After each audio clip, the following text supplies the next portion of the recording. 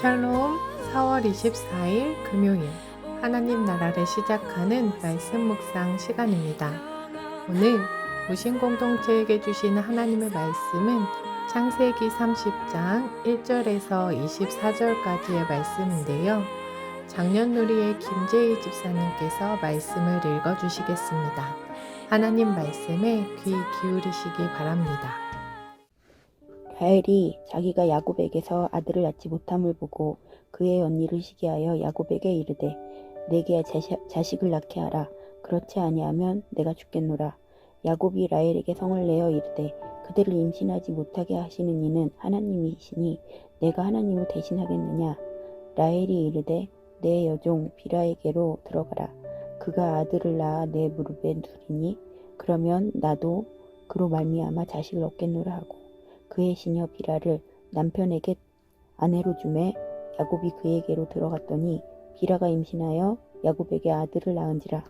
라헬이 이르되 하나님이 내 억울함을 푸시려고 내 호소를 들으사 내게 아들을 주셨다 하고 이로 말미암아 그의 이름을 단이라고 하였으며 라헬의 시녀 비라가 다시 임신하여 둘째 아들을 야곱에게 낳음에 라헬이 이르되 내가 언니와 크게 경쟁하여 이겼다 하고 그의 이름을 납달리라 하였더라. 레아가 자기의 출산이 멈춤을 보고 그의 시녀 실바를 데려다가 야곱에게 주어 아내로 삼게 하였더니 레아의 시녀 실바가 야곱에게서 아들을 낳음에 레아가 이르되 복되도다 하고 그의 이름을 가시라고 하였으며 레아의 시녀 실바가 둘째 아들을 야곱에게 낳음에 레아가 이르되 기쁘도다. 모든 딸들이 나를 기쁜 자라 하리로다 하고 그의 이름을 아셀이라고 하였더라. 밀 거둘 때 르우벤이 나가서 들에서 합한 채를 얻어 그의 어머니 레아에게 드렸더니 라헬이 레아에게 이르되 언니의 아들의 합한 채를 청구하노라. 레아가 그에게 이르되 네가 내 남편을 빼앗은 것이 작은 일이냐. 그런데 네가 내 아들의 합한 채도 빼앗고자 하느냐. 라헬이 이르되 그러면 언니의 아들의 합한 채 대신에 오늘 밤에 내 남편이 언니와 동침하리라 하니라. 저물 때에 야곱이 들에서 돌아오매 레아가 나와서 그를 영접하며 이르되 내게로 들어오라. 내가 내 아들의 합한 채로 당신을 샀노라. 그 밤에 야곱이 그와 동침하였더라. 하나님이 레아의 소원을 들으셨으므로 그의 임신하여 다섯째 아들을 야곱에게 낳은지라. 레아가 이르되 내가 내 시녀를 내 남편에게 주었으므로 하나님이 내게 그 값을 주셨다 하고 그의 이름을 이사갈이라고 하였으며 레아가 다시 임신하여 여섯째 아들을 야곱에게 낳은지라. 레아가 이르되 하나님이 내게 후한 선물을 주시도다. 내가 남편에게 여섯 아들을 낳았으니 이제는 그가 나와 함께 살리라 하고 그의 이름을 스불론이라 하였으며 그 후에 그가 딸을 낳고 그의 이름을 디나라 하였더라. 하나님이 라헬을 생각하신지라. 하나님의 그의 소원을 들으시고 그의 태를 여셨으므로 그가 임신하여 아들을 낳고 이르되 하나님이 내 부끄러움을 씻으셨다 하고 그 이름을 요셉이라 하니 여호와는 다시 다른 아들을 내게 더하시기를 원하노라 하였더라. 아멘. 외삼촌 라반의 속임수로 인해 야곱은 사랑했던 라헬과 언니 레아와 동시에 혼인하게 되었습니다.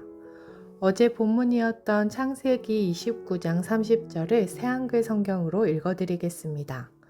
여호와께서 보시니 레아가 사랑받지 못하고 있었다. 그래서 그의 아기집을 열어주셨다. 그러나 라헬은 아기를 가지지 못했다.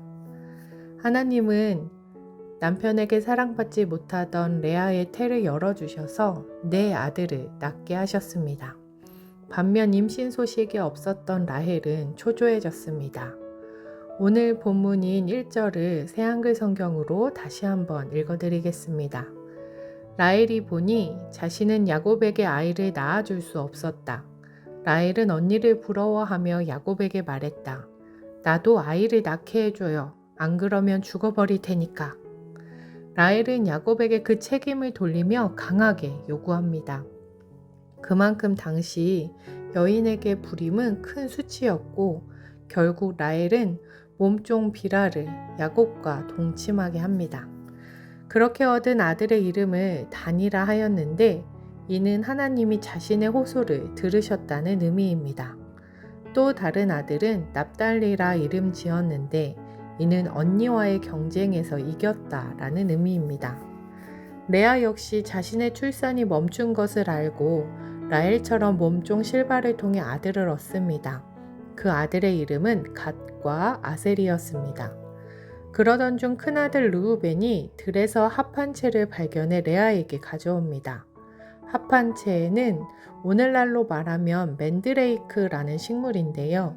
고대 근동에서는 임신을 돕거나 사랑을 일으키는 효능이 있다고 믿어졌던 식물이었습니다. 그래서 새한글 성경은 이를 사랑의 약초라고 번역합니다. 라헬은 이 합한 채를 간절히 원합니다. 어쩌면 이 식물이 자신의 문제를 해결해 줄 것이라고 기대했기 때문입니다. 그래서 라헬은 합한 채를 얻는 대신 레아가 야곱과 동침할 수 있도록 허락하는 거래까지 하게 됩니다. 그 결과 레아는 두 아들 이사갈과 스불론 그리고 딸 디나를 낳게 됩니다. 야곱에게 10명의 아들이 생긴 후 마침내 하나님께서 라헬을 돌아보셨습니다. 하나님은 라헬을 기억하시고 그의 간구를 들으셔서 태를 여셨습니다. 라헬은 하나님이 나의 부끄러움을 거두셨다고 고백하며 또 다른 아들을 더해주시기를 바라며 그 이름을 요셉이라 지었습니다. 오늘 본문은 마치 요즘 마라맛이라고 표현되는 자극적인 드라마와도 같습니다. 한 남자를 사이에 두고 두 자매가 시종들까지 동원하여 아이를 얻기 위해 경쟁하는 이야기이기 때문입니다. 그러나 자신에게 아이를 낳게 해달라 따지는 라헬에게 야곱이 말했듯 생명의 주권은 하나님께 있습니다. 자녀의 탄생은 인간의 사랑이나 능력으로 결정되는 것이 아닙니다. 본문 속 라헬은 매우 이기적인 모습으로 보입니다. 남편의 사랑을 독차지하고 있으면서도 자신이 가지지 못한 것에 대한 욕망과 시기로 인해 억지를 부리고 시종을 남편과 동침하게 하며 합한 채까지 거래합니다. 레아 역시 다르지 않습니다. 하나님을 찬송하면서도 라헬과의 경쟁 속에서 같은 방식으로 행동하며 자신의 동기와 행동을 정당화하고 있습니다. 이처럼 두 자매의 경쟁은 인간 욕망의 민낯을 그대로 보여줍니다. 그들은 하나님을 의지하기보다 서로를 향한 비교와 거래 속에서 자신이 원하는 것을 얻으려 했습니다. 그러나 결과는 아이러니합니다. 레아는 많은 자녀를 얻었지만 남편의 사랑을 온전히 얻지 못했고 라헬은 남편의 사랑을 받았지만 자녀를 쉽게 얻지 못했습니다. 인간이 붙잡으려 했던 것은 결국 완전한 만족을 주지 못합니다. 그럼에도 불구하고 하나님은 그 모든 과정 속에서 아브라함과 하셨던 언약을 신실하게 이루어 가고 계셨습니다. 우리는 끊임없는 욕망과 비교, 조급함으로 흔들릴 수 있습니다. 그러나 하나님의 계획은 우리의 방식이 아니라 하나님의 은혜로 이루어집니다. 그러므로 우리는 내가 원하는 것을 이루기 위해 애쓰는 삶이 아니라 이미 일하고 계신 하나님을 신뢰하며 맡기는 삶을 살아가야 할 것입니다. 우리의 주인이신 하나님을 온전히 신뢰하며 살아가는 우신공동체 되길 소망합니다. 기도하겠습니다. 하나님 아버지, 우리가 라헬과 레아처럼 비교하고 욕망하며 살아가는 모습을 돌아보게 하옵소서. 눈에 보이는 방법과 수단을 의지하기보다 생명의 주권자 되신 하나님을 온전히 신뢰하게 하옵소서. 내가 붙잡고 있는 합한 채와 같은 헛된 기대를 내려놓게 하시고 하나님의 때와 방법을 기다리는 믿음을 허락하여 주옵소서. 예수님 이름으로 기도드립니다. 아멘. 말씀을 읽어주신 김재희 집사님의 레마의 말씀 사연입니다. 목사님께 레마의 말씀 구절 제안을 받은 직후 제게 큰 시험과도 같은 사건이 하나 있었습니다. 어떤 사건인지 이 시간에 다 말씀드릴 수는 없지만 그 일로 인해 저는 며칠간 마음을 앓으며 밤잠을 설칠 만큼 참 힘들고 괴로운 시간을 보냈습니다. 사람에게 받은 상처와 앞날에 대한 염려가 제 마음을 온통 휘저어 놓았습니다. 그래도 제게 주어진 숙제는 마쳐야겠기에 어지러운 마음을 붙잡고 성경을 이리저리 넘겨가며 고민하던 차에 하나님께서 제 마음속에 명확히 들려주시는 말씀이 있었습니다.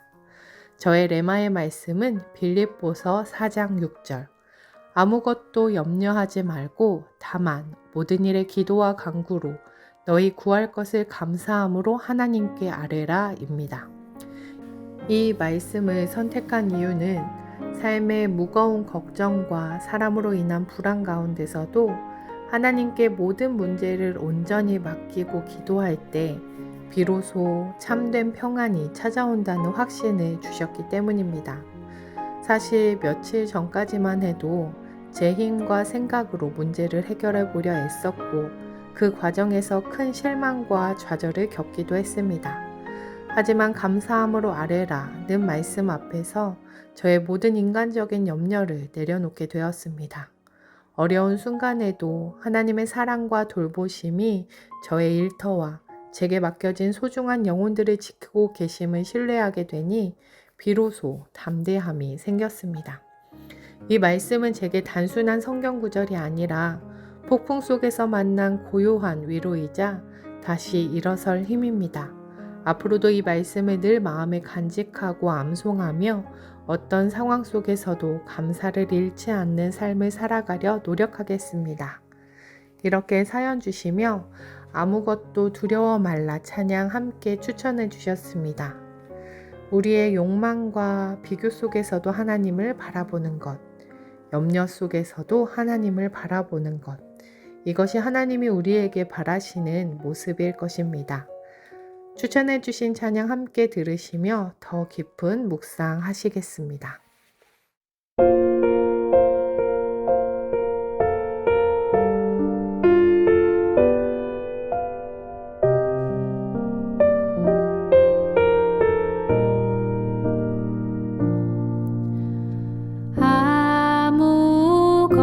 아무것도 두려워 말라.